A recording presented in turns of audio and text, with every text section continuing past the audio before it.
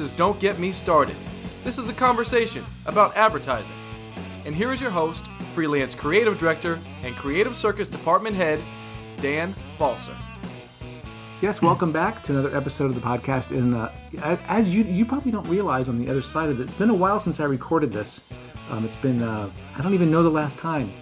Weeks, a couple of months since the Max conversation. But welcome back to your earbuds or your speakers or whatever. I'm excited to have this conversation today with Fabio Barros. He's an ACD, I would say art director, designer, illustrator, creator is what I would say. But he's technically, officially considered an ACD at Laundry Service. That's in the Dumbo section of Brooklyn. I'm currently working on Tic Tac account. And Tic Tac is the little tiny oval candies that freshen your breath. It's not TikTok, what is that, internet content creation app? No, Tic Tac. I'm going to read part of this. I'm going to try to switch this into third person so it makes more sense to listeners off of your bio from LinkedIn. Fabio was born in a small town right outside of Sao Paulo. What's the name of the town? Sorocaba. Exactly. Made his way through the America to Asia, not bad. Over 15 years of experience developing and leading creative campaigns for amazing clients at agencies like McCann, Ogilvy, Publicists, J. Walter Thompson, and M&C Saatchi. Fabio is constantly trying to improve his skills, which has helped him win a few golds at Dubai Links, Mina Digital, a bronze Effie, even a best portfolio at the Behance Appreciation Awards in New York. Has also had a project featured in Lurzer's archive and has received 200 Best Illustrators worldwide in 2018-2019. Currently, like I said, he's at Laundry Service in New York.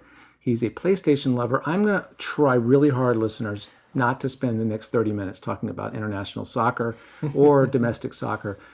He calls himself a PlayStation lover, frustrated goalie, amateur illustrator, and proud father of 2 cats. Welcome to the microphone. Thank you so much. I'm very glad to be here in Atlanta. To me, it's such experience. It's one more city that I come to visit, and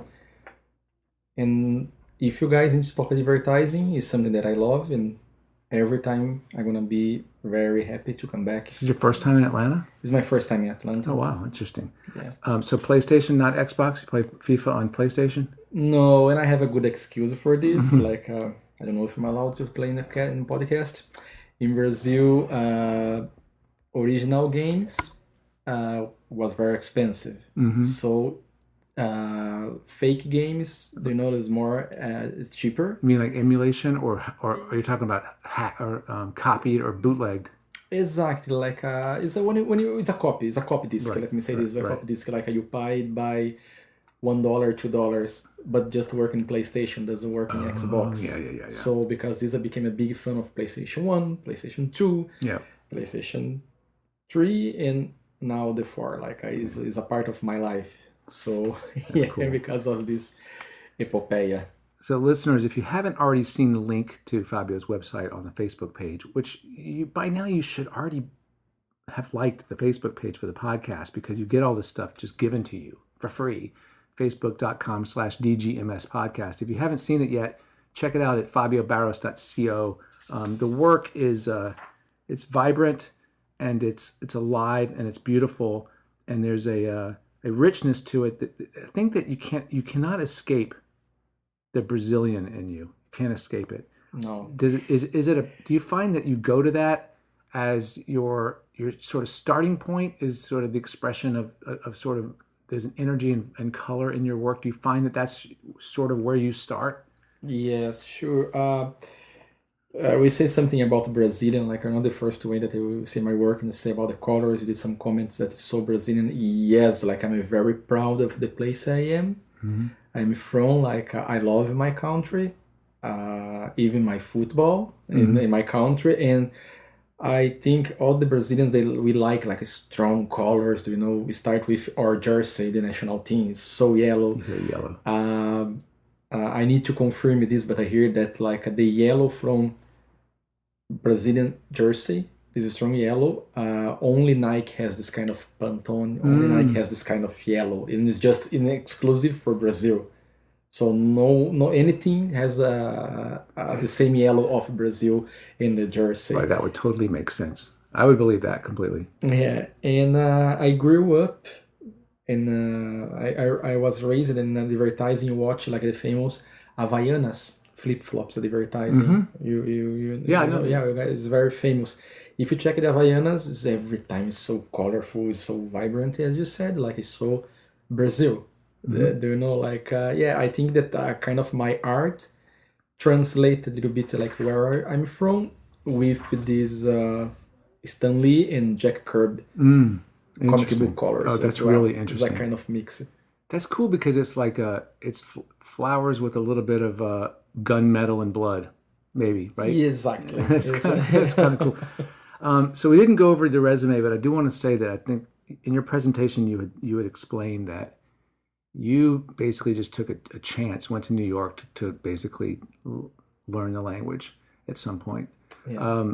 I do want to talk a little bit about how you navigate a career without any advertising education, without really any practical experience other than, I guess you had worked at some agencies in Brazil, but Yeah. they weren't. Were you a creative in those roles? Like, talk a little bit about how the career starts for somebody who doesn't get to go directly into a school to learn the craft.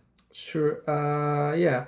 I didn't have like I went to the university, to the advertising university. I did it, but I didn't. I never went to a Miami school, for example. I never had this background in Brazil. We have this role that's called art assistant, that you have opportunity to work a lot in the biggest advertising agencies in Brazil, and you learn a lot. Like when you are kind of junior for you guys, do you know? Like I think work in these big agencies in Brazil was my background. So is it like it was my school? Is it Let like me say that. image searching and resizing and stuff like that? Exactly. Take the paper, the sketch from the art director, and say, "Hey, art assistant, please do this in Photoshop. Do almost final beautiful artwork in Photoshop." Do you know? Like, and as you said, like I work in some agencies as well that we didn't have like a Shutterstock, for example. And you will scan the books. Right. That's As you said, like you scan, you put in Photoshop, and after you put Hui, saturation. Do you know? Like Well, look behind you. All of those are those are stock books. Exactly, So stock books. Well, so when I started in the business, you'd have that's what the junior art directors, the new hires would do. And my partners sometimes when we're concepting would just be flipping through those because those are the images we would scan to use. When I was in school, those were the images we'd have in our comps. And then when you got to the real world, that's still where you found all your work. Exactly. It's not internet. Yeah. We had like a Get Images book. I remember the guy say, "Hey, I want that to scan like 100 of images that like to take in your server here. Do you know, like because I'm gonna have a big campaign to come. Do you know, in my first agency, as I told in my talk today with you guys, I used to take the flop disk. Flop disk. Right. Sorry, flip-flop. I didn't realize that they made discs as well. Right. So I took the flop disk with the artwork inside and take my bicycle and go to the newspaper to deliver the file because we didn't barely have internet. To do some kind of. So when you were in that role, did you ever were you looking at the work and thinking about? I'm sorry about that. That was a bottle. Oh, you know what? You might have missed it. The listener might not have heard that. I might have gotten rid of that. Really? Yeah. Cool. There was a big loud pop from one of the plastic. Yeah. Sorry, guys. When you were in that role, were you like looking at the ideas and reverse engineering, trying to think of what the strategy was and how the idea came? I mean, was that the beginning of you becoming an art director, or were you just what's going through your mind day to day in that role? Yeah, it's a little bit funny and stupid as well. What I'm gonna tell, like, how came this art direction thing on me? I came from a poor family, as I told you before, and my dream was to touch in a computer. Right. Any computer. You came from a poor family, and your dream was just to touch a computer. Yeah, because we didn't have money for a computer. Right. And I'd like to touch like wow, what in my mind, like the computer in that time, like in 94, let me see, 93, the computer is something that you can do everything, do you know? And I have a neighbor that he has a computer in my small neighborhood, my poor neighborhood. And one day he opened the Corel Draw and draw like a circle and draw like a square. And I say, wow, That's cool. I want to learn computer. Not I want to learn a direction. Right. I want to learn like a computer. I want to learn how you did this. Was amazing. And he started to teach me how to do these things, you know. And I start to like, and I start to ask to him, like, and he already worked in advertising agents. Mm-hmm. And he invited me to be his intern without like a free intern. Yeah, exactly. You know, like without any money. I remember that I need to ask to my daddy, for example, like some money to eat in my lunchtime. Yeah. For example. And I don't know, I put this in my mind. Like for me, that time was not art director, not advertising. Mm-hmm. But you loved advertising at that point, right? You were kind of is that something that you were attracted to, or no? That came later. Came a little bit later because I started working in advertising agency. This happened in 2001. In 2001 I already did some intern in this agency. So for me it was just computer. When I start the university, I start to learn about the guys on advertising. I start in that time, like 2001, 2002, print ads was very strong. Yeah, very big. Yeah, and I start to see like and say, wow, I can do this in Corel Draw. I can do this in Photoshop. And the professors and the professor in university, they push us to like, you know, like we have lessons like this. Do a print ad, do this, and I would like to run to the laboratory to take the computer because to work in the computer because I didn't have any computer in home. And I know I can do this. I imagine, let's cut the apple here. Let's do this. Let's put the woman hold the apple, and I start to understand what was advertising. To be honest, like advertising in the beginning never was my focus. My focus was drawing the computer. That's pretty interesting. Let me like translate like this. That's so cool. And then, so you were in New York, and then you end up spending sort of the big bulk of your career was in Dubai. I think this is really interesting for a Brazilian in Dubai to deal with navigating a different culture, language barriers, and all of those kind of things. Can you talk a little bit about Washington Oliveto, the story? Is he the guy that got you sort of, is he part of that migration to Dubai? Is he part of that story? Mm-hmm, sure. Yeah, like my migration to Dubai started when I came to New York to study, and I like this life. Like when I traveled to New York to study English, it was my first time. I was 27 years old. It was the first time that I left Brazil to travel to another country. Wow. Did you try to get a job there at that point? Were you looking for Yes, a lot. Day by day, I had at least one or two interviews. Mm-hmm. But again, I was very, maybe humble is not the right, like... naive? Exactly. Like, it's about, like, I didn't know how was the process to really hire Brazilian. I thought it was just like a knock. Yeah. They're going to hire me. Yeah. I didn't have this thought. Do you know? What were you showing? What did you have to show? I have in my portfolio. Yeah. My portfolio online and physical. Okay. You know, was my book. But this was from things you'd done in Brazil. In Brazil. Yeah. Exactly. In Brazil. And I show like everyone liked it, but the problem was the visa. Yeah. Everyone will start to say to me like, because I don't know if everyone knows here about the podcast, like I'm here in a O1 visa, and this visa takes like from 3 to 4 months. And and after 3 or 4 months you can start to work in an agency since the agents hire you. So it's not every agency that you want to wait you for 4 months. Right. This is what. Right. I don't know if you noticed this when you came in here. The student came in and asked me a question. He wanted me to ask you this question about like, how do you find a place that will sponsor you, or pay for the visa, or how will apply for the visa, and is that and we're talking. We jumped way ahead now. Back in the U.S. now. How did you get laundry service, or how would an agency make that work? And I guess he's asking because we have some alumni. I always feel terrible when people come to school here that are international students, because the odds are they're not going to get a job in the U.S. because agencies aren't going to want to cover that cost or apply for that visa. Yeah. How did that process work for you, and how do you think that the agency where you are now justified it, or why? Talk a little bit about that. Like how that works? I think you must be the perfect wedding. Something that is very difficult. It's not impossible, but it's very difficult. What's a perfect wedding? The brand and the agency need someone exactly with your skills. Right, that's what I thought too, yeah. The ECD must to like you as well.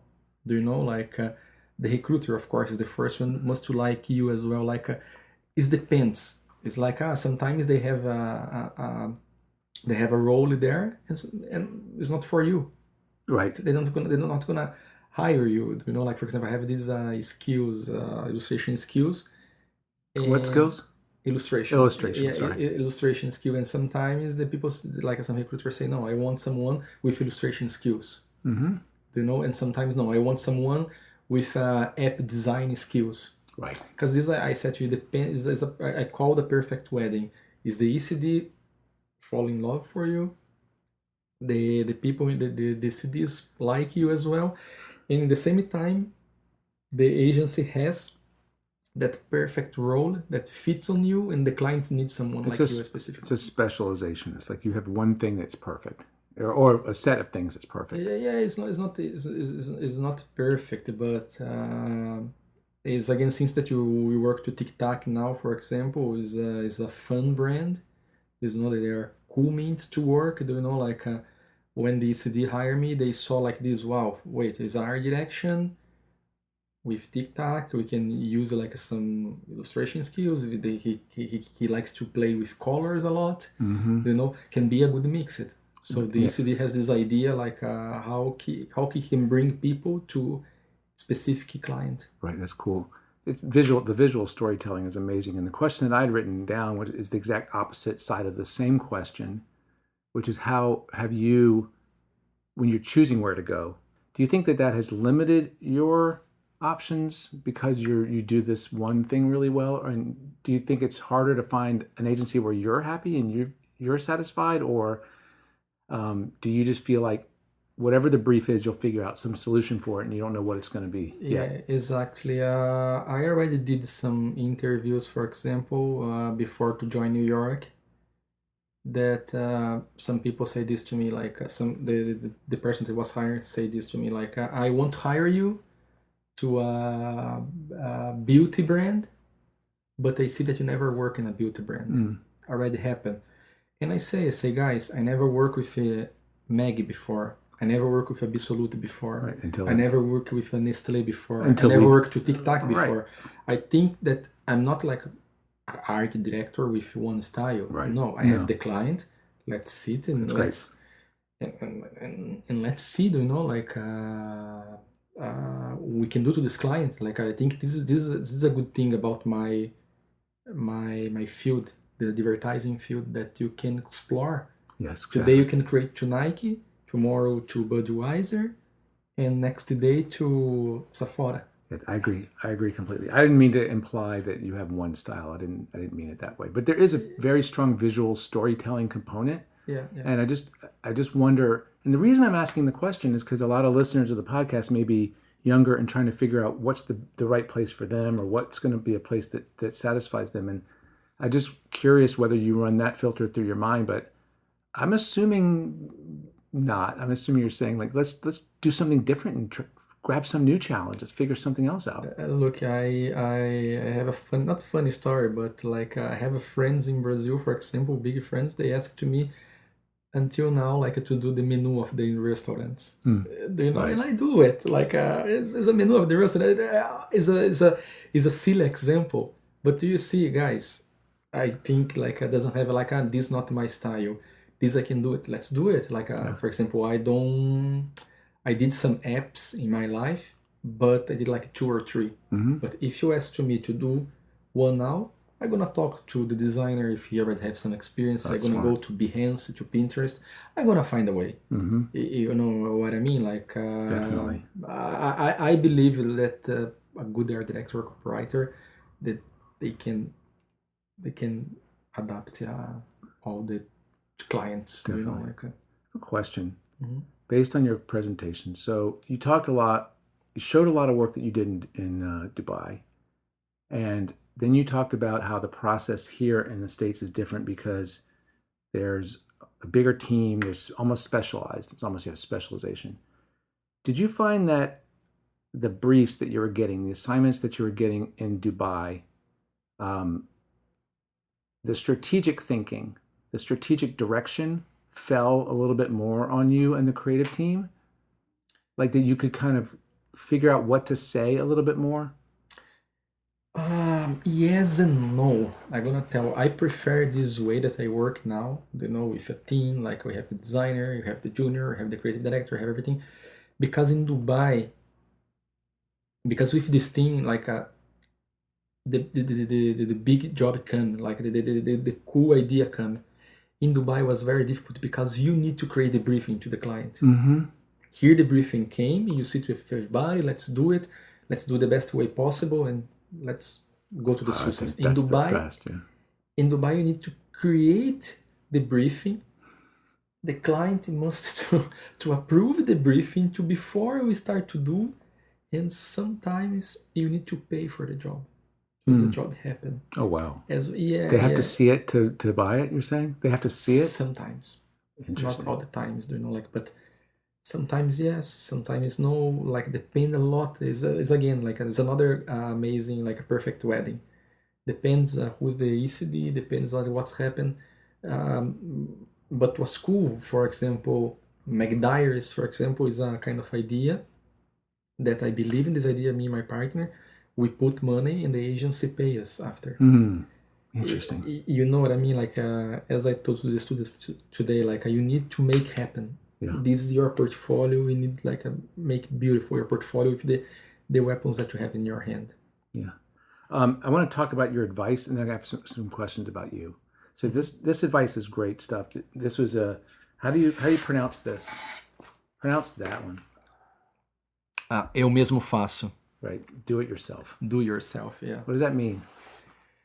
It's about don't wait for the brief, don't wait to someone, like it's about to be proactive about all your ideas. I guarantee for you that all the coolest idea that I saw in my life was ideas from pro creativity. Yeah, just someone made something without permission, without being told to do it. Exactly. Even I think it's the best advice that you can do to these students. Yeah. Like as I said, like I have a brother is almost the same age of them. Mm-hmm. Like so same age. Like I can understand a little bit. The generation is different, but what I like to do here is like to push this generation to don't be so millennial. Right. you know what I mean? Like I want that they have this fire, this spark. Like no, I'm gonna do it. I saw cool books today, very cool books today. Like when I have the age of these guys here, I didn't have amazing books like them. Mm-hmm. So I would like to see these guys in 5 years if they push in the maximum. Like where what they can reach. Yeah, exactly. You know what I mean? Like so, I'm a designer. I'm a director. I'm gonna wait here. No, dude. Show ideas. Let's work on this. Let's be brave. Yeah, I've talked about this a lot on the podcast, and I think that it's important for them to just be bad at something. Just don't do it well. Just do it and learn something. Because I think that I think this generation has a fear of looking stupid. Like if I do. Today you have social media. Like if you fall down the street, like someone is gonna record, and someone's gonna put in Facebook. That's whatever, a great point. And tomorrow someone's gonna bully you in school. Right, and I think that's a great point. I never thought about it. Everything's shared everywhere, so I think that makes people a little bit scared to try things. Mm-hmm. And I think that you should just be an idiot, be stupid, just be bad. Yeah. You've done bad stuff, right? Yes. Right. Yeah, and I'm gonna do more. Like I think it's about like I know that's a little bit cliche, but Steve Jobs like stay foolish, stay hungry. It's really important. Or vice versa. Dude, like one day I hear from a boss like Fabio, take your idea and show your idea. Never be ashamed to show your idea. Right. Never be ashamed to show your idea. I have a new thing I do in my classes now. Everybody, they present their work, and I say, okay, what else? What's in your notebook that you didn't want to show? What's in there that you just thought was too bad to show? And it's not always good, but there's usually something good in that pile of crap. Yeah. All right, what's this next one? Read this one in Portuguese. Eu posso fazer isso o dia todo. It's I use the Captain America, the movie, the reference that when people when some kids beat him, and he every time he stand up and put his hand like in a box position, Comes back for more. Yeah, I can do this all day. I can do this all day. This is about the punches that you're gonna receive from your life. The life is not easy. You guys, everyone need to learn this. The life is not easy. Like I said, I came from a poor community. I wasn't happy because I lost my mom when I was 9 years old. Me and my father we are not so close, and I know the punches that I took to reach this place now. Until now, sometimes I look to my wife and I say how I did. How I did. I think some people in the podcast was gonna think who's this guy? This guy, that's really cool. But I'm just telling the true story about my life. That sometimes I don't imagine how far I did and how maybe how far I can do again. Because it was on you. It's on me. It's on me, and I'm not satisfied. Yeah, that's really cool. I didn't reach my goals yet. You said a couple things about that, and you said attack your challenges, which I think is really cool. Mm-hmm. And you said it because, especially in this business, it's a lot easier to destroy things and build things up. It's so easy to say no. Yeah, and you're going to hear no all the time. All the time. I had this thought. It seems trite after what you just said, but the two Atlanta athletes that are really great, Joseph Martinez and Ronald Acuna Jr., they're both Venezuelan. These guys are just fighters. They're just fighters. And they are competitors because they have been since they were boys. Yeah, look at the situation of Venezuela now. Exactly. You see so many stories about this, if you take soccer players, if you take Ronaldo, if you take Neymar, if you take Denilson, if you take Rivaldo, try to get a chance to see the stories of the guys. The guys didn't have money. The guys live pay rent with 8 brothers in house. Right, that's right. It's again nothing is impossible, but it's gonna be difficult, and it's gonna be difficult. Yeah. Just this, I can say just pay attention because it's gonna be difficult. And be fearless and be ready to take a punch. Mm-hmm. You also said learn another language. I think that was for your Brazilian audiences, but I think that's great. But you know what? You know how I think of that? Learn another cultural language too. Everybody should learn another language. Mm-hmm. Maybe it's another way of seeing the world or something like that. It's really interesting. Mm-hmm. Yeah, we Brazilians, we understand a little bit Spanish. We don't talk, but we understand a little bit Spanish. Sometimes people say to me, I can speak Spanish. I say yes, but it's a Portuguese with a Spanish accent. Right. That's very fun. Do you know? I know a little bit about Polish because my wife talks to the cats every time. We have a cat called Kika. I say, hi, Kikunya Shilitnika Moya. Okay. That means my beautiful Kikunya. Do you know sweet. What I mean? Yeah, Nastrovia. Yeah. That's really cool. Well, that leads us to the last point you made about do everything with love and put love in everything. I think that's really forgotten a lot. Yes, it's this, man. Sometimes, sometimes I know that you're tired. Yeah, I'm tired. And sometimes I need to do some work. And even me, I be honest, I feel some laziness. I say, fuck, I'm so lazy. But, dude, take a breath, rest a little bit and don't forget your love there. If you're tired today, come back tomorrow. Yeah. But don't forget to put your love. Don't forget to do the way that you believe. Do you know? When I said in the podcast in the presentation about doing your way, that you say we have a Brazilian director, José Padilha. He directed this new RoboCop, the new one. Okay. Yeah. And RoboCop. The new one, okay. The new version. This is totally black. I think this happened 5 years ago, 4 years ago. And he's a very good director. He did like Elite Squad. His Elite Squad 1 and 2. Like, it's a very good movies. I recommend to. It's a Brazilian movie. And everyone started to say bad things about RoboCop. And say, Padilha, what do you think? Like, do you think that MGM or Fox, I don't remember, control your power about the movie? You say no. And they studio control the movie. Yeah, of course. Yeah, and they say no. This is my movie. No, Padilha, we know that you're not your movie. Yes, my movie. I'm proud because my movie is there. It's there. My name is there. Since that I signed the contract, is my movie.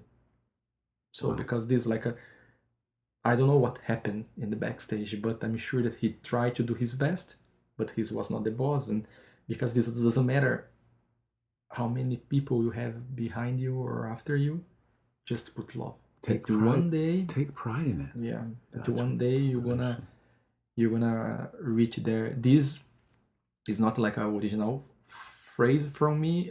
There was a Nike advertising from White Brazil that's about Ayrton Senna. Do you remember this F1 Ayrton pilot? Senna, sure. Ayrton Senna.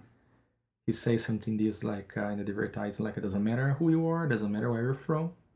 If you do everything with so much love, one day you're gonna reach your goals. Yeah. It's a very beautiful advertising with Where is Senna from? Brazil. Okay. He's a Brazilian F1 driver. Yeah, he died, and the advertising is just the voice with some people from favelas playing volleyball and football. Was a beautiful advertising, and it's simple, and the message stay in my mind like that. Yeah, it's really cool. It's really cool. Final question for you. Sure. What is it about you? What personal thing, trait, what about you has helped you be successful so far? What do you think it is that's about you personally? It's been your best weapon or shield or tool? I don't know. I think like I don't know if it's so like sometimes I do the same question to my wife, like why am I this way? I can come back to Brazil, I can stay there quiet, and why I try, do you know, like I don't know if I'm born with this, or maybe because I have this very humble childhood, do you know, and maybe I don't want to come back this, maybe I don't know, but I think this is mine. I said every time like don't get out of your bed to don't be great. You know, since that you wake up, you're gonna take a shower. It's very difficult to wake up, even now that the winter is coming. You know, like every day, make worth it. You know, every day make worth it. If it was just a line in your life, you know, just make worth it. You're already did the most difficult that was get out of your bed. Right. That's right. That's great. It's really cool. Thank you so much for talking. I appreciate it. Really great. A very cool talk. Listeners, you can reach Fabio at fabio.barros3. How do you say 3 in Portuguese? Tres. It's kind of like Spanish. Yes. Fabio.barros3@gmail.com. You can reach me as always at Dan's Podcast at mac.com. Facebook as always at facebook.com/DGMS Podcast. And thanks again. It's really great meeting you. Yeah, it was my pleasure. Again, I hope like I come back one more time. That'd be great. Yeah, come back and see how these guys ended up 10 years later, 5 years later. Yeah. Listeners, we'll see you again soon. Bye.